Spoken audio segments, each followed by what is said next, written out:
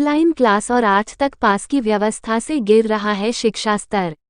Agra Radha Ballabh inter college Shahganj का जब 10 तक प्लस टीम ने दौरा किया तो उसके प्रधानाचार्य विनेश कुमार ने बताया, जब से कक्षा 8 तक के बच्चों को पास करने की बाध्यता और ऑनलाइन क्लासेस का चलन हुआ है, तब से शिक्षा का स्तर गिरता जा रहा है, बच्चों का बेस कमजोर हो रहा है। सरकार को इसके लिए कोई कदम उठाना चाहिए जिससे शिक्षा का स्तर सुधर सके। सरकार जो सुविधाएं सरकारी स्कूलों को दे रही है, वही सुविधाएं प्राइवेट स्कूलों को भी देनी चाहिए। अपना परिचय दीजिए। मीरा दुबे, मैं विद्यालय की प्रशासिका हूँ और यहाँ सन 2015 से कार्यरत हूँ। सन 2015 से अब तक आप कार्य करें, पहले और अब में कितना परिवर्तन आया है? 2015 से अभी तक ये कोरोना पीरियड से थोड़ी गिरावट आई है। इससे पहले बहुत अच्छा था और बच्चे भी जागरूक थे, पेरेंट्स भी जागरूक थे। इधर थोड़ा ज़्यादा परिवर्तन हुआ है। जो हमारे अभिभावक हैं वो बच्चों की पढ़ाई के प्रति इतने जागरूक नहीं हैं, क्योंकि उस कोरोना पीरियड में 10th और 12th की परीक्षा को भी रद्द कर दिया गया था और सारे बच्चों को पास कर दिया गया। तो बच्चों के दिमाग में कुछ ऐसा बैठ गया है कि हम पढ़ेंगे तब भी पास हो जाएंगे, नहीं पढ़ेंगे तब भी पास हो जाएंगे, ऐसी कुछ भावना। लेकिन बच्चे तो वो पहले भी थे, वो वही बच्चे अब हैं। बच्चे तो सेम ही है। 2 साल का उन्हें भी पता कि कोरोना टाइम चला गया, अब नहीं हो सकता, फिर भी उनके माइंड में मेंटलिटी ऐसी क्यों बनी हुई है? अब इसके लिए तो मैं ज़्यादा कुछ नहीं कह सकती हूँ। प्रयास अभी भी है हम लोगों का, टीचर्स का, प्रिंसिपल का, कि हम उन्हें जागरूक करें और ऐसा करें कि वो पढ़ाई के प्रति अपना फिर रुझान पैदा करें। लेकिन कुछ ऐसा कर दिया गया है कि 8th तक बच्चों को पास कर दिया जाता है। उन्हें फेल करने के लिए सरकार से ही मतलब ऐसा कहा गया है कि उन्हें फेल नहीं कर सकते हो। जब 8th तक बच्चे पास हो जाते हैं और उनको लिखने तक की वो नहीं आती है, लिखना भी नहीं आता है, उनको 9th में हम एडमिशन दे देते हैं। फिर 9th में जाके वो कुछ कर ही नहीं पाते हैं, सिलेबस से बन नहीं पाते हैं, पीछे का ही नहीं उनको आता है। मैथ्स में है, आपको मालूम है, जोड़ भाग गुणा नहीं आएगा तो आगे वो कैसे क्या कर पाएंगे। ऐसी कुछ सरकार की जो वो नियम और वो। आज के समय में हर बच्चा सीबीएसई बोर्ड की तरफ जा रहा है, तो उसका क्या मेन कारण है? या यूपी बोर्ड में पढ़ाई नहीं हो रही है? ऐसा कुछ नहीं है। ये है, यूपी बोर्ड में इंग्लिश एक सब्जेक्ट है, इंग्लिश पढ़ाई जाती है। लेकिन अब हमारे विद्यालय में तो हमारे टीचर्स प्रयास कर रहे हैं कि इंग्लिश को भी बढ़ावा दें, लेकिन हिंदी अपनी मातृभाषा है तो हिंदी को भी नहीं छोड़ें। तो इंग्लिश को बढ़ावा देने के लिए प्रयास किए जाते हैं। इंग्लिश के वर्ड हर सब्जेक्ट में प्रयोग करते हैं, जिससे बच्चों को नॉलेज होती है। ऐसा नहीं है कि वो नहीं जानते हैं। और हिंदी मीडियम से पढ़े हुए बच्चे बहुत अच्छी अच्छी पोस्टों में हैं, आईआईटी में गए हुए हैं, इंजीनियर बने हैं, सब कुछ है, डॉक्टर्स हैं। हमारे यहाँ पढ़े हुए बच्चे कई डॉक्टर्स हैं जो ये लोग जानते हैं। मैं तो 2015 से आई हूँ, इसलिए ज़्यादा जानकारी उतनी नहीं है। सर पर परिचय दीजिए। मेरा नाम गिरीश कुमार गौतम है। यहाँ मैं वाणिज्य प्रवक्ता के रूप में वर्ष 1993 से कार्यरत हूँ। आपकी इस क्लास में कितने बच्चे हैं इस समय? इस समय मेरे क्लास में 40 बच्चे हैं कॉमर्स के। 11th में 40, 12th में 48 बच्चे। पिछले वर्ष कितने बच्चों ने अपना अच्छा स्कोर लाके कितनी तरक्की पाई है? हमारे यहाँ कॉमर्स का रिजल्ट, जब से विद्यालय में कॉमर्स चल रही है, 93 से मैं आया हूँ, 100% रिजल्ट रहता है। और हमारे यहाँ प्रथम श्रेणी और द्वितीय श्रेणी में अधिकांश सभी बच्चे उत्तीर्ण होते हैं। कहा जाता है कॉमर्स के बाद स्कोप बहुत कम रहता है, या तो बैंकिंग करो या। ये लोगों की सोच है। कॉमर्स के बाद कई ऐसे फील्ड खुलते हैं जहाँ जाके व्यक्ति को अगर कहीं नहीं निकल पाता है तो किसी भी क्षेत्र में जाके अपनी आजीविका सुचारू रूप से। तो आप हमारे चैनल के माध्यम से उन फील्डों को थोड़ा एक्सप्लेन करना चाहेंगे ताकि स्टूडेंट को सहूलियत हो आगे? जहाँ से अगर अकाउंट में डिप्लोमा को कर लेता है, टैली में डिप्लोमा कर लेता है, मैनुअल अकाउंट सीख लेता है, अगर वो ये इससे भी छोटा अगर नहीं कर पाता है तो किसी भी जगह जाके अगर मुनीमगिरी का भी कार्य कर लेता है तो उसका परिवार आराम से वो उसे चला सकता है। जैसा सी है, ICWA है, CS है, इन सब में भी काफ़ी स्कोप है, वहाँ बच्चे जा सकते हैं। बैंकिंग फील्ड में जा सकते हैं, इंश्योरेंस फील्ड है। कॉमर्स साइड वाले बच्चे को डिग्री इम्पोर्टेंट है या डिप्लोमा? नहीं, देखिए दोनों का महत्वपूर्ण अपनी जगह। अगर कोई बच्चा डिग्री लेता है तो वो डिग्री फील्ड में जाएगा तो उसे अपॉर्चुनिटी अधिक मिलेगी। डिप्लोमा के बाद अगर उसने बेहतर डिप्लोमा किया है और उसका इंटरेस्ट है, क्योंकि बच्चे का कैलिबर क्या है, बच्चे में कितनी योग्यता है, उसके आधार पर आजकल प्राइवेट सेक्टर में जॉब अपॉर्चुनिटी है। आप किसी ऐसे स्टूडेंट का नाम बता सकते हैं जो 93 से, आप जब बता रहे हैं 93 से आप यहाँ पर, तो उसको अच्छे लेवल पे निकला हो इस फील्ड से? मेरे बच्चे निकले हुए यहाँ पे आगरा में ही करीब 6 बच्चे सीए हैं, चार्टर अकाउंटेंट हैं। एक मिस्टर आलोक मिश्रा हैं, तो वो चार्टर अकाउंटेंट है, उनका दयालबाग में ऑफिस है पूरा।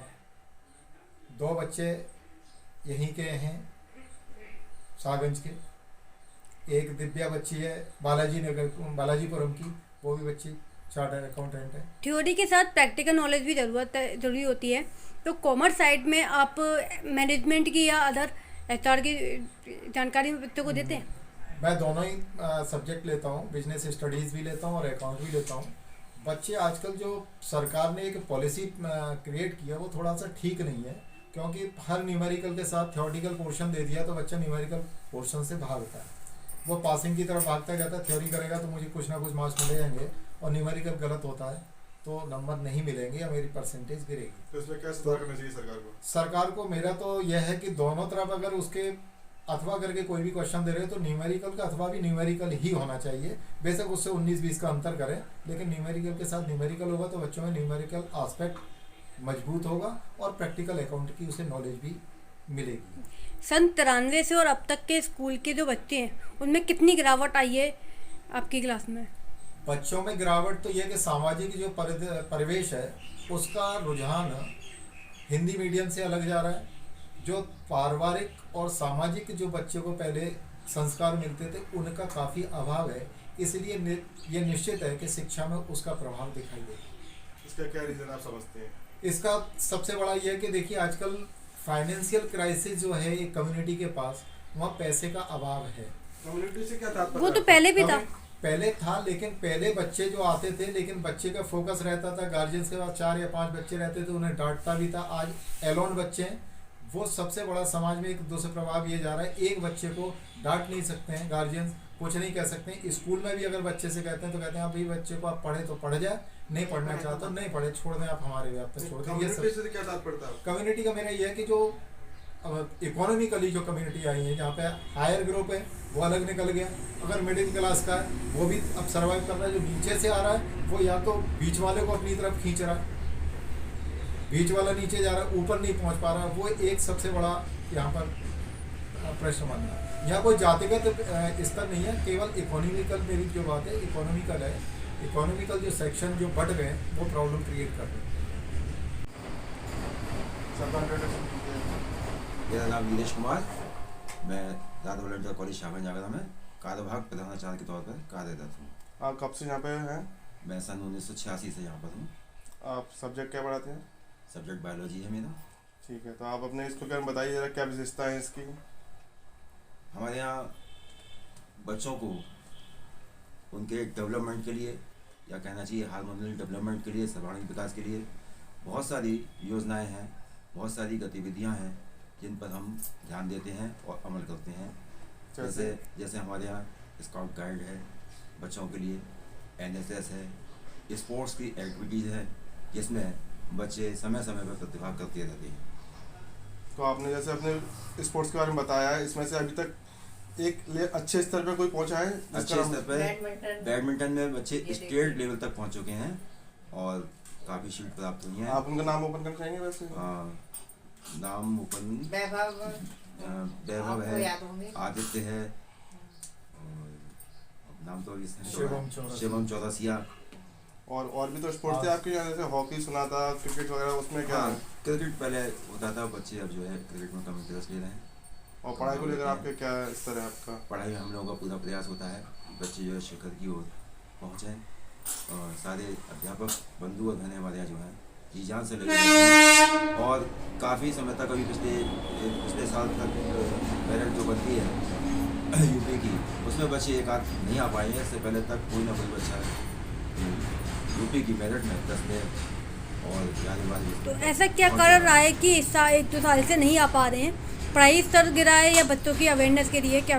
पढ़ाई का स्तर तो नहीं गिरा, इसमें बच्चों की तरफ से या कहना चाहिए उनके पेरेंट्स की तरफ से निष्क्रियता समझी जा सकती है, क्योंकि कोरोना पीरियड जब आया था और जब क्लासेस बंद हुई थी, ऑनलाइन क्लास चलती थी, तब से थोड़े से गार्जियन निष्क्रिय हो गए, बच्चे निष्क्रिय हुए, पढ़ाई की ओर कम ध्यान देना शुरू हो गया, क्योंकि पास हो गए थे सारे बच्चे उस पीरियड के। तो उन्होंने कहा पास ऐसे हो जाते हैं, तो थोड़ा पढ़ाई को तवज्जो देना कम शुरू किया मैंने, रुझान पढ़ाई को कम हुआ कोरोना पीरियड के बाद से। ये सरकार का एक नियम है कि 8 तक पास करना है, तो इसके बारे में आपका क्या विचार है? मेरे हिसाब से तो बिना फंक्शन को फाइट किए हुए या एग्ज़ाम को दिए हुए उसको प्रमोट कर देना बच्चे के हित में नहीं है। चाहे एक फॉर्मेलिटी के तौर पर कोई परीक्षा ली जाए, अगर फेल हो जाता है तो दोबारा से उसके बाद उसको पास किया जाए, उसका एक अलग ही महत्व है। नहीं, तो आपने इसमें मुद्दा नहीं उठाया जो सरकार ने जो कदम उठाया है, तो इससे क्या नुकसान है, फ़ायदा है? जो भी आपने मुद्दा नहीं उठाया सरकार के प्रति, अभी मुद्दा नहीं उठाया है, लेकिन हाँ विचार अवश्य कर रहे हैं इस मुद्दे को उठाने के लिए। तो आप बहुत समय हो गया इस बात को, तो अब आप विचार कर रहे हैं और एक तरफ आप कह रहे हैं कि आप जागरूक हैं शिक्षा को लेकर। नहीं, इसमें लेट हुई, लेकिन ये विचारने के प्रश्न है, गवर्नमेंट के समक्ष पहुँचना चाहिए। हर बच्चे सीबीएसई की तरफ भाग रहे हैं, तो आपको इस समय मैनेजमेंट करने में कितने बच्चे आपके स्कूल में हैं और मैनेजमेंट करने में क्या क्या दिक्कतें आ रही हैं? समझ नहीं पाया सवाल को। हर बच्चा सीबीएसई की तरफ भाग रहा है, तो इस समय आपके स्कूल में कितने बच्चे हैं और आपको अपनी व्यवस्थाएं बनाने में, मैनेजमेंट करने में क्या क्या दिक्कतें आ रही हैं? दिक्कतें हैं तो काफ़ी आ रही हैं। जब बच्चे सीबीएसई की ओर पहुंच रहे हैं तो संख्या यहाँ पर कम हो रही है। प्रयास कर रहे हैं बच्चों को जो है मोटिवेट करें कि वो यूपी बोर्ड की ओर आएँ, उसके लिए अपने शिक्षा के स्तर को और ज़्यादा टेक्निकली बढ़ाने का प्रयास कर रहे हैं, मीडियम इंग्लिश करने का प्रयास कर रहे हैं। हम हिंदुस्तान में रह रहे हैं, मातृभाषा हिंदी है, हमारी मदर टंग कहलाती है, इसलिए रुझान तो हिंदी में ही होना चाहिए, हिंदी को बढ़ावा देना चाहिए। और इसके लिए बहुत सी संस्थाएं हैं जो जागरूक हैं और अभियान चला रही हैं कि मातृभाषा को बढ़ावा मिले, हिंदी में पढ़ाई हो।